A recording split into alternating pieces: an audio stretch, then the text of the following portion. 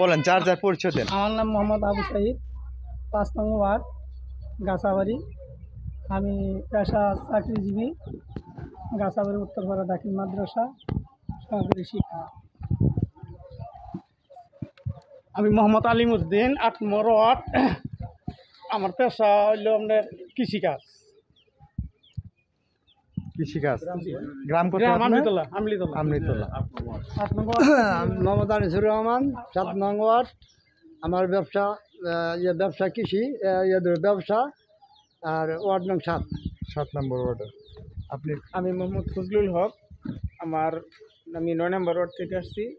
আমার গ্রাম তেলকি মোনারবাদ। আমার পেশা ব্যবসা। ব্যবসা করেন? কি ব্যবসা করেন? কুকারের দোকান। কুকারের। আচ্ছা আচ্ছা। আপনার নামটা একটু জানি। আমার নাম বিথি, গ্রাম গাছাবাড়ি, ওয়ার্ড নং 2, পেশা গৃহিণী। Ward number 2। গৃহিণী না কিছু করেন? গৃহিণী। হ্যাঁ, আপনার নামটা একটু বলেন। আমার নাম হাফিজা খাতুন, 5 নম্বর ওয়ার্ড, গ্রাম গাছাবাড়ি, পেশা গৃহিণী। 5 নম্বর ওয়ার্ড, গৃহিণী। আচ্ছা, বলেন। আমার নাম হালিমা, পেশা গৃহিণী, 9 নম্বর ওয়ার্ড। তার মানে ওই যে 6 নম্বর। আচ্ছা আচ্ছা। আপনার?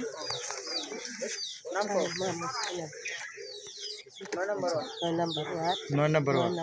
কি করেন? দোকান করেন? কিসের দোকান? বাচ্চার পাতে দোকান। ও আচ্ছা আচ্ছা আচ্ছা, ঠিক আছে। আপনারটা গৃহিণী বলেন।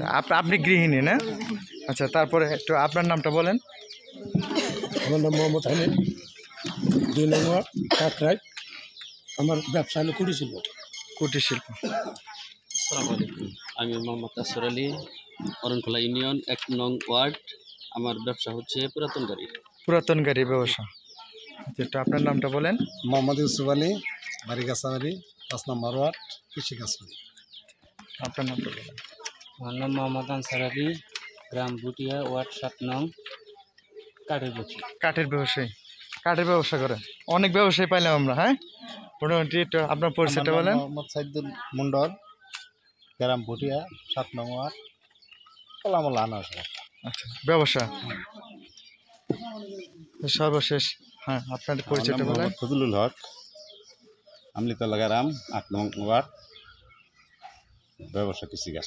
কৃষিকাজ। আপনি? আমার নাম শাহাদত। শাহাদত। কি করেন আপনি? আমি কৃষিকাজ করি। Ward number? 7 নং। 7 নম্বর ওয়ার্ড। আচ্ছা, আমার নাম মোহাম্মদ শাহরিয়া, বাড়ি অরণখোলা, 6 নম্বর ওয়ার্ড, পেশা কৃষি। কৃষিকাজ। আপনার নামটা বলেন একটু। আমার নাম মোহাম্মদ জাকির হোসেন, 2 নম্বর ওয়ার্ড। আমার ব্যবসা হলো ওয়ারিং মিস্ত্রি, ইলেকট্রিক গাড়ির কাছে। ইলেকট্রিক কাজ। আমি আগে বলছি যে আমি মাহবুব হাসান সেলিম, সংগঠক, অংশ গণপ্রচার বাংলাদেশের মধুপুর উপজেলা। এবং বর্তমানে আমি যে সকল ইউনিয়ন নিয়ে কাজ করতেছি এগুলো আপনাদের সাথে কথা হয়েছে, পরিচয় হয়েছে। আমরা সংগঠনের ব্যাপারে কথা বলছি।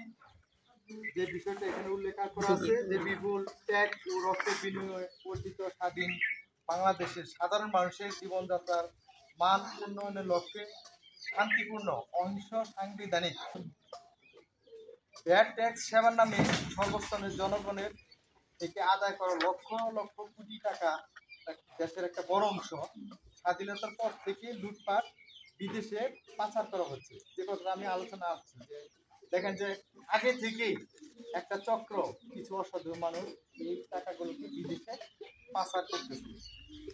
এই টাকাগুলোকে অংশগ্রহণ বাংলাদেশ তাদের যে কার্যক্রম এবং অবৈধ অর্থ উদ্ধার গণমুখী বিনিয়োগ জাতিসংঘ, এটা কিন্তু জাতীয় সংস্থা, অবৈধ অর্থ উদ্ধার গণমুখী বিনিয়োগ জাতীয় সংস্থা, এই সংস্থার মাধ্যমে বিতরণ করা হলো অংশগ্রহণ প্রদানের কাজ।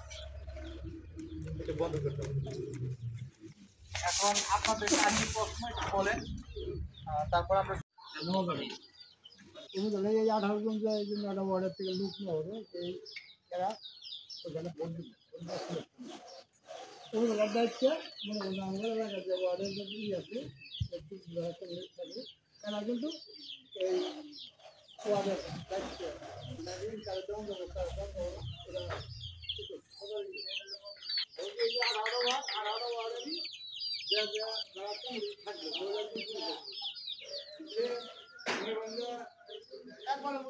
মানে ভ্যান চালাই যাইতেছে, তার টাকাটা লাগতেছে, আমি দেখতেছি, আমার কাছে এটা আছে দেওয়ার মতো, কিন্তু তারকে আমি প্রথমে 1 লক্ষ টাকা দিতে পারবো, সে তো নাও দিতে পারবো, হয়তো দিতে পারবে না।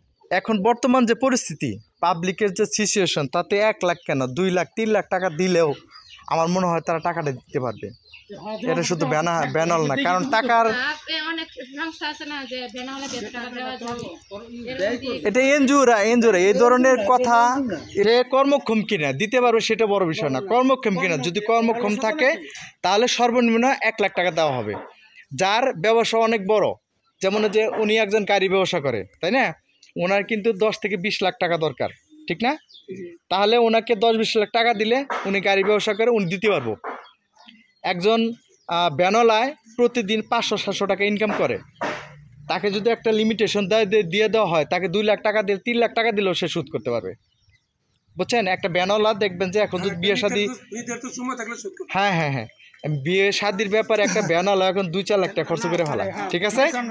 আরও কারো কোনো প্রশ্ন আছে থাকলে বলেন। আর কোনো প্রশ্ন নাই?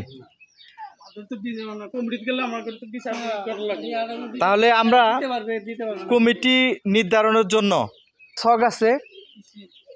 এই কমিটিতে একজন ছেলে একজন মেয়ে প্রত্যেক ওয়ার্ড থেকে, 1 নাম্বার ওয়ার্ডে 2 নাম্বার ওয়ার্ডে এরকম যারা 1 ওয়ার্ড থেকে একটু বেশি লোকজন আসছেন, তাদের মধ্যে থেকে আমরা এই আজকের এই মিটিংয়ের আহ্বায়ক জনাব আনিসুল ইসলাম, ওনার মাধ্যমে কমিটির স্বাক্ষরগুলো আমরা এখান থেকে নিয়ে নিব। নেওয়ার পর কমিটির কাজটা কমপ্লিট করার পর আমরা আলোচনা শেষ করব। এর মাঝে আমরা আপনাদের জন্য হালকা কিছু তবরকের ব্যবস্থা করছি, মানে হালকা নাস্তা আর কি। হ্যাঁ, এই নাস্তাটা ইনশাল্লাহ গ্রহণ করবেন, এতে আমি খুশি হব।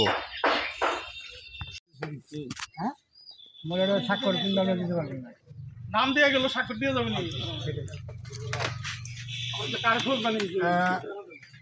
ওয়ার্ড নং 2 একটা করে কলা, একটা বিস্কুটের প্যাকেট আর একটা যে সন্দেশ হাতে নিয়ে নেন। লাগাম, আমি নাম লিখে দিই, স্বাক্ষর করে দিন।